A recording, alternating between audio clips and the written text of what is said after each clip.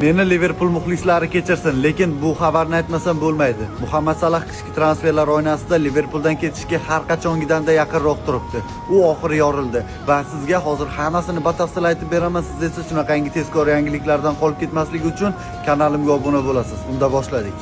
Muhammad Salah Liverpool Leeds bilan 3-3 o'ynagandan so'ng matbuot anjumanida shunday deydi: "Barchasidan ko'nglim qoldi. Klub yozda katta va'dalar bergandi. Endi esa 3 o'yindan beri zaxiradaman. Ular va'dasida turishdi deb ayta olmayman. Menimcha boshqa kimdir bilan bu sodir bo'lganda klub yonini olgan bo'lardi. Men bilan nega bunaqa bo'layotganini tushunarsiz. Avvallari murabbiy bilan yaxshi munosabatimiz borligini aytardim, lekin birdaniga bu munosabatlar yo'qolib qoldi. Nega bunday bo'lganini tushunmayapman. Bilaman, ertaga Karyeger meni tanqid qilib chiqadi. Qilaversin. Esimda Harry Kane ketma-ket 10 o'yinda gol ura olmaganda, hali Harry Kane o'zini o'nglab oladi, u gollar urishda davom etadi dedi. Menga kelganda esa u zaxirada qolish kerak bunaqa o'yini bilan deb tanqidlar qildi. To'g'risi, bu men uchun qabul qilib bo'lmaydigan holat. Hozir sodir bo'layotgan voqealarga men sababchi emasman. Kelganimdan beri hali hech kim menchalik ko'p gol urmadi, ko'p assist qilmadi. Bu jamoaga hali menchalik hech kim ko'p hissa qo'shmadi. Onamga ham bugungi o'yinimga kelmasligini aytdim, chunki zaxirada qolishimni bilardim.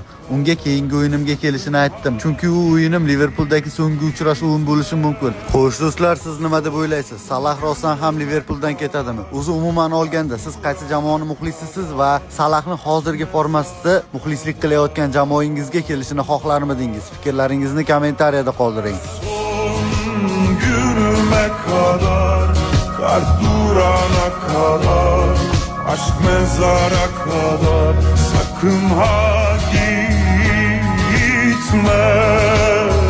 Son günüme kadar, kalp durana kadar, aşk mezara kadar.